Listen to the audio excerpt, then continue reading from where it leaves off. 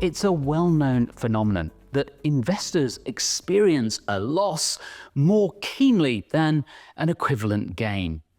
Behavioural psychologists like Paul Richards call it loss aversion. If we think about when we make an investment, then there's always the potential for loss and the potential for profit. Now, when we make a profit, we know that feels good. And equally, when we lose money, we know that that hurts. But here's an interesting question. Imagine if I asked you to look at your investment portfolio. You haven't looked at it for a while. You open it up and on one day you see it's made a loss of 20%. And hypothetically on another day you look at it and you see that it's made a gain. Now, the loss in dollar terms or in pounds and pence is exactly the same. But the reality is for most of us that it doesn't actually feel the same. The loss hurts more than the gain. Early humans developed loss aversion as an evolutionary trait to help them prioritize survival. Losing, say, food or shelter posed a greater threat to survival than gaining additional resources did to enhance it. But it can be an unhelpful instinct for investors today. One of the things that we see is that sometimes we can miss out on really good investments because we don't think the return is good enough for a reward. A second thing that we can often see is that when we've actually lost some money on an investment or maybe our house, then we're tempted to hold on to it until it returns to profit. We just don't like that feeling of loss. But it can also be flipped the other way.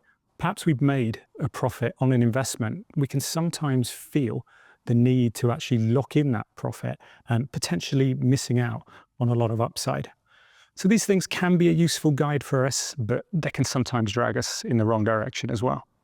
Thankfully, there are things you can do to prevent your fear of losses having a negative impact on your investment decision-making. The first, says Paul Richards, is to seek good professional advice. Well, there's a number of things that you could do. But I think there's 4 things that any person can do. And the first one, and probably the most important, is to get good professional advice. I think we all recognize that it's easier to solve other people's problems than our own. We're one step away from it emotionally. And a good advisor can do that. And these days, advisors are acutely aware of some of the behavioral challenges and can help you get through them. The second thing that I think any investor should do is just recognize the nature of investing.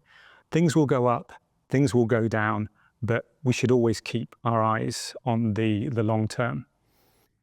The other thing that I would suggest that people do is just put away their phones. One of the things that we can do these days is just look at our portfolio every minute, every hour of every day. The more we look at our portfolios, the more likely that we are to see loss. And the last and most important thing is that nature has built us to naturally focus on losses. So when we're looking at new opportunities, we should always consciously make sure that we look at the upside. Investments, particularly equities, are bound to go up and down in value.